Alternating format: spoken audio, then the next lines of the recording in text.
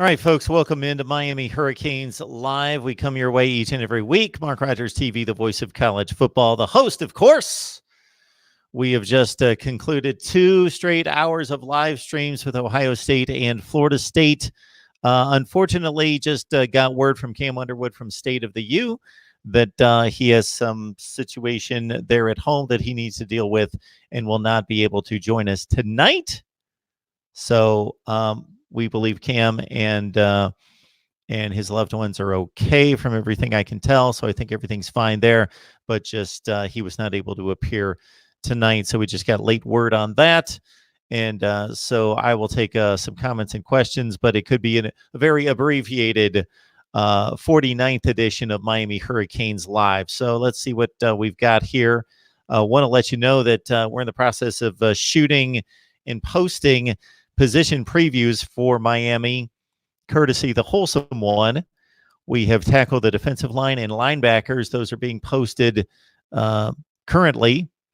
And we're going to get together with the Wholesome One soon to knock out a few more positions over the next few days. Swamp Life.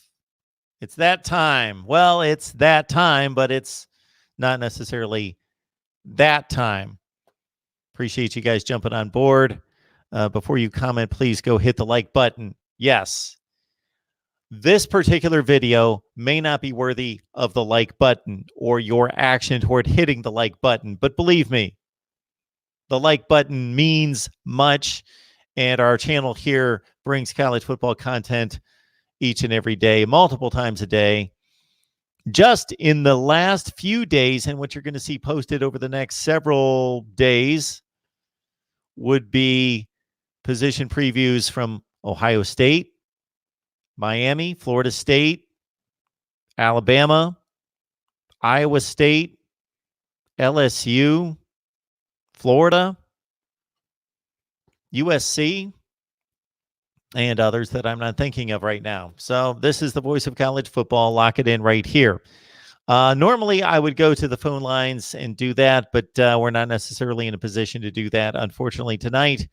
Please hang in there with us in regards to our live stream schedule for call-in shows. I want to get back to that. It's probably what we do best here at the Voice of College Football are the call-in shows. That's what I enjoy probably more than anything. So we will get back to our call-in show format very, very soon. Dennis, thanks for joining us. Swamp Life as well. James Scott, thank you so much for encouraging everyone to do that.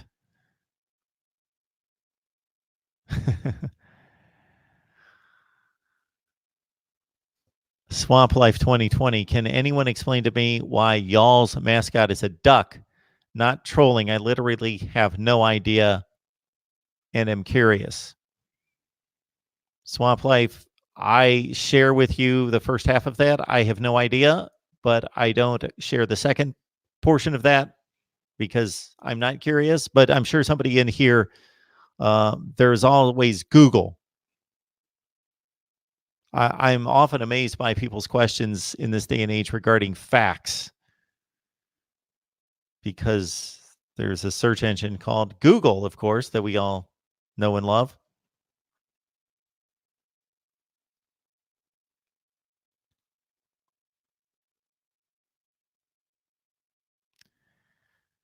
I do want to voice my appreciation for all the Miami fans in particular. And of course, we have other fan bases that join our Miami live streams. And that makes it a whole lot of fun, is that I have weekly live streams focusing on Ohio State, Florida State, and Miami. But we've got all sorts of fan bases that join in the fun. And then we get to see the trash talking commence.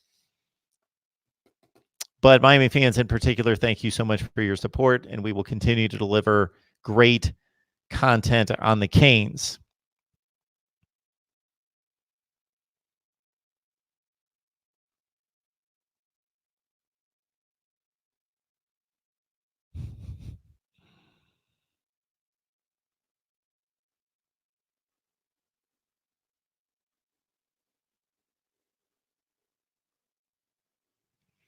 Orange and Green Blood, thank you for the like. Kane Forever, thank you. Michigan fans, including Pinero 5 Piru, joining and hitting the like button. Maybe I'll get more likes than viewers for this particular video. So again, unfortunately, Cam is not available. The Wholesome One is not available. They were a late scratch. Cam was in particular. And again, the phone lines. It's been forever since I've done a call-in show, and that's unfortunate because that's the most fun that I have. And based on your response, that's the best show that we put together are the call-in shows. So we will get to those very, very soon. And hopefully I'll be able to put together some semblance of a regular schedule. Thanks, William. Appreciate it. Bears, Cubs, Canes. What is your very early prediction for Miami? Based on talent, based on sheer talent, Miami with that schedule. So off the top of my head, of course, they play everyone in the Coastal. They play Florida State. And their round robin this year out of the Atlantic, I believe, played Louisville last year. Played Syracuse 2 years ago. Don't play Clemson. It's somebody very beatable. NC State possibly. Is that the round robin out of the Atlantic for the Canes? So I got to think this is how I look at it. I don't see any one team on Miami's schedule who is better than Miami. I just don't. I don't see a team that has a more talented roster than Miami. I think that North Carolina is comparable and will be, especially considering the skill position players that they have back. The 4 offensive linemen then come back. They do lose their all-ACC center. And most of their productivity on defense in regards to disruptive plays are back for North Carolina. I am high on the heels. That doesn't necessarily mean that their record's going to look great early in the season in facing Auburn and UCF. But I'm high on North Carolina football. Pitt's going to be decent.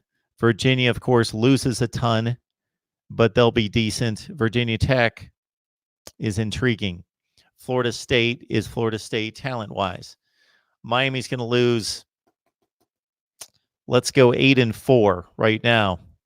I agree with, I lost the comment there by Caned 5 NCS.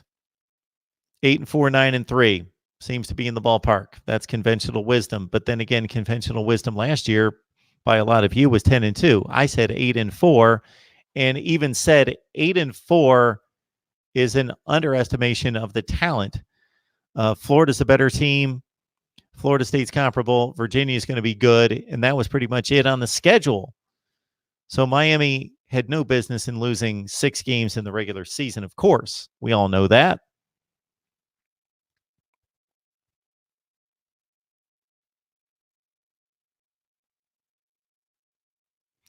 Is this the year Miami will finally unleash their wide receiver talent? And just to let you guys know the way we approach our content concerning Miami football here. So this is the main channel, Mark Rogers TV, the voice of college football. We cover everybody we can possibly get to. And so we do our live stream here on Miami. And then what I do is I splice up the segments to each individual topic. So if that is a more effective way or an easier way for you to digest the content, head over to my Miami channel.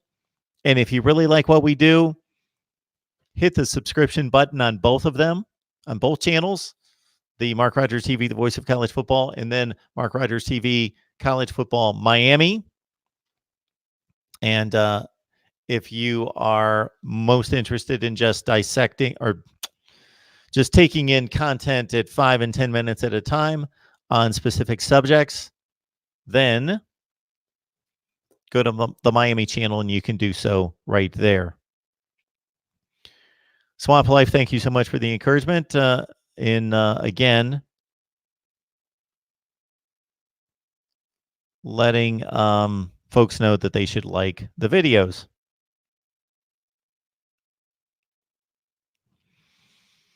Mark, question, is Miami like Michigan? We just living off our name and history.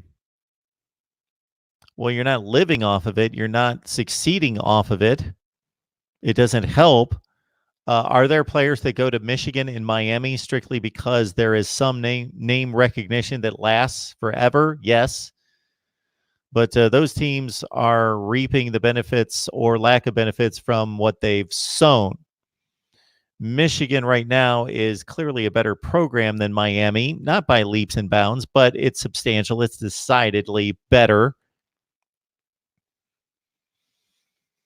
So from the standpoint of the average person out there recognizing or naming who they know in college football, is Michigan and Miami, are they living off their past? Yes. But in regards to the results on the field are earned one way or the other. And right now, Michigan is a top 10 to 15 program in college football. They're not Ohio State, and that is seen on the field every November and throughout the season. But Michigan's one of the 15 best programs right now in college football. In Miami right now, Miami has lost 16 of its last 29 games. That is 13-13 the last 2 years, 7-6, 6-7. That's the final 3 games of 2017. So it's really not fair for me just to take off the final 3 games of 2017. So Miami is a 500 program the past 2 seasons. Miami, in just regards to results for those 2 seasons, the last 2 seasons that have been played, Miami is like a top 60 program. Now, are they, in fact, a top 60 program? No, they're much better than that. The results say top 60, but the recruiting and the talent and everything that's in place at Miami, I would say Michigan top 10 to 15, Miami's a top 25 to 30 program right now. Right now.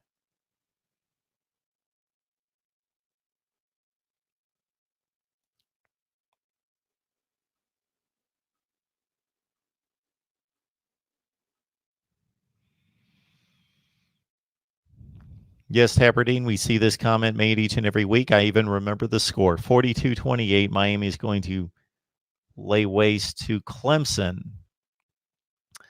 When was the last time Michigan won a championship? Michigan's last Big Ten championship was in 2004.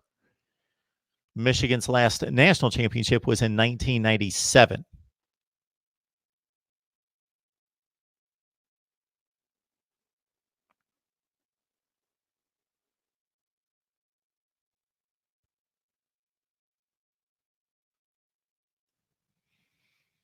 Orange and green blood. 8-4 is not an option. 10-2, or are we looking for a coach? And that could be.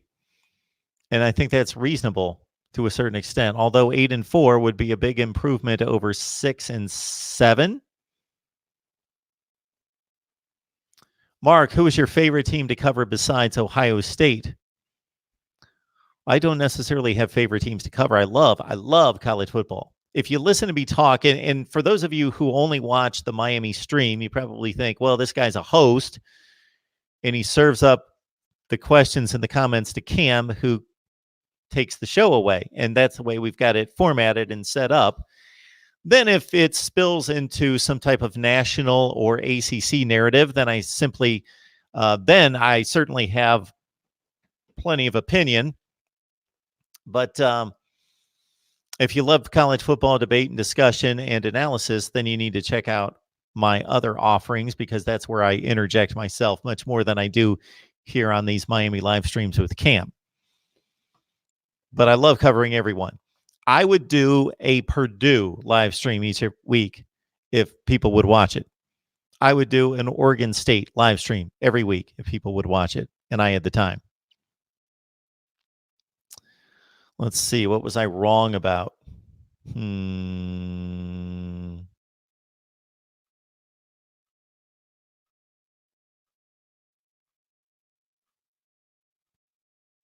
Oh, there it is. Okay. Dante letting us know that Miami's other game in the Atlantic Division this season is Wake Forest. So that's a toss-up. Simply a toss-up. Miami has top 20 talent. Wake Forest has top 45 to 50 talent, but we know what the results have been the last few years. And Dave Clausen is one of the best, very best. Should I really take this call? Who's calling me. Somebody knows the call-in number. We'll hear from him. We'll take one call. The call will start at the beep. Mark Rogers TV, the voice of college football. Who's on the line? Hey, DeAndre, are you doing a live call-in show, or you just on Miami football? I'm not, but I took a call from you. Oh, wow. We're doing. I appreciate it, man. We're doing a Miami live stream, but Cam at the last second was not able to jump on, and I was just commenting that I haven't done a call-in show in forever, and I actually think this is the best thing we do, and I hear this on a regular basis. This is the best thing we do on my channel is do a live call-in show. And since I've got you on the line, DeAndre, before I let you finish the conversation, I want you to know, and I think you know to believe this to be true, that I did not intentionally leave you out of our Clemson conversation the other night. It just never. See, I don't because I found you through your interactions with me and calling into my show. I truly do not think about you and your YouTube channel in that way. I think of you in the interactions we have on Twitter and you calling in the show. So we can certainly set some time for you and I to talk some Clemson football on the air. Well, my cousin, he's a video person, and he's trying to help me get my channel up and running, like with the what is it, OBS or something like Yes. that, with the live stream, so I can interact more with the public. Because Bobby and Pete do a great job. They do a great job. They're wonderful people, and I enjoy listening to them talk. Like, I enjoy your show, Top Billing. What y'all do is amazing. But there's very few Clemson voices out there. And when I say that, I only can name Bobby, Pete, and there's another group of guys that do it, maybe four. But the other one, the fourth person, he's not very popular. I think he only got 81 subscribers. So I think he's just starting off too. The other group, they do pretty well too. I can't remember their names. So I'm just trying to give a voice for, Pittsburgh and East Carolina, ACC period. I mean, the ACC has a very, very important following outside of maybe Florida State and Miami. And I say this to say that, like Georgia Tech is an upcoming power. UNC probably has more followers out there. They just don't report because UNC has not been about anything lately. NC State has a good program. I mean, last year was the first time they make a bowl. And, you got Virginia Tech. I'm sure they got a lot of followers because they've been good in recent history. But it's just to give them a voice and, just to talk about the area of football and that nobody else talks about. Cause I love the ACC. I'm sure you know that already. Like the Raycon channel. I mean, you only saw ACC games at one point in the 80s. And then it went on to, more and more with Notre Dame and other shows, Michigan, CBS. So, just get the ACC a voice and talk about ACC. But I just be joking half the time. I work 3 jobs. I got 3 kids. I don't see how y'all have time to do it like y'all do, because it's very hard to put out content every day and content that people want to watch every day. Cause I just did one on Tyler Davis, the defensive tackle for Clemson, and I had saw an article on him where it said that he might be the best defensive lineman that Clemson ever has. And as we all know, Clemson has a rich football history. Chester McLaughlin, Michael Dean Perry, William Refrigerator Perry, Game Adams. The list goes on. Big Vic, Christian, Dexter Lawrence was probably the highest rated defensive lineman ever to come out of Clemson, out of high school. And this guy, Tyler Davis, is said to have better stats than all of them. And that's just amazing. He had, I think they said 10 sacks this year. They said Christian Wilkins had 10 sacks for his whole career. As a freshman, this guy had 10 sacks. That's just amazing. And he had 16 tackles for loss. And Christian Wilkins only had 18 for his whole career. I'm like, wow, this can't be true. And then when you go look it up yourself, it's just amazing. So I did a video on that and how good Clemson defensive line has a chance to be next year with Pinkney coming back, Tyler Davis, and then adding a Breesley and Carpenhart, another top defensive lineman that nobody talks about. But Clemson defensive line is going to be loaded next year. Well, it's been loaded in the past, that's for sure. That doesn't surprise me. It seems as though the program's in a place where they pretty much pick and choose whomever they want. Yeah. And I finally think everybody caught on to what I was trying to say about Trevor Lawrence early in the season. And it was a knock on Trevor Lawrence. I saw your video on Clemson wide receivers with Shaking the Southland. Yes. And it was a very good video. And one thing I have pointed all year is maybe Clemson missed Tyler Winfrey. I have been saying that all year. Clemson does not attack the middle of the field very well. Dwayne Allen, they had Leggett, and Tyler Winfrey and people like that. But Clemson doesn't attack the middle of the field very well. I think that's what got them beat against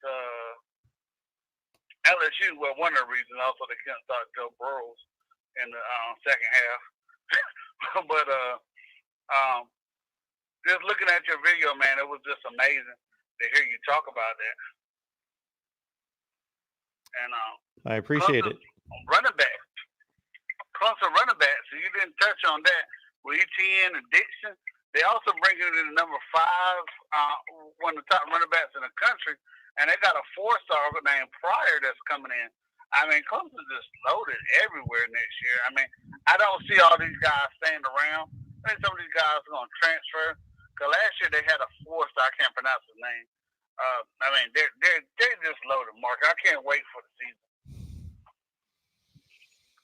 Yeah, it my wrong word is the offensive line. Should be another banner year for the Clemson Tigers. I don't think there's any question about that. And let's see, the one big non-conference game, Notre Dame and South Carolina. Those are the two, right? Yeah, we want to call South Carolina well, a challenge. that's I didn't say it was a challenge, but that's. Yeah, I got you. Notre Dame is going to be really good next year.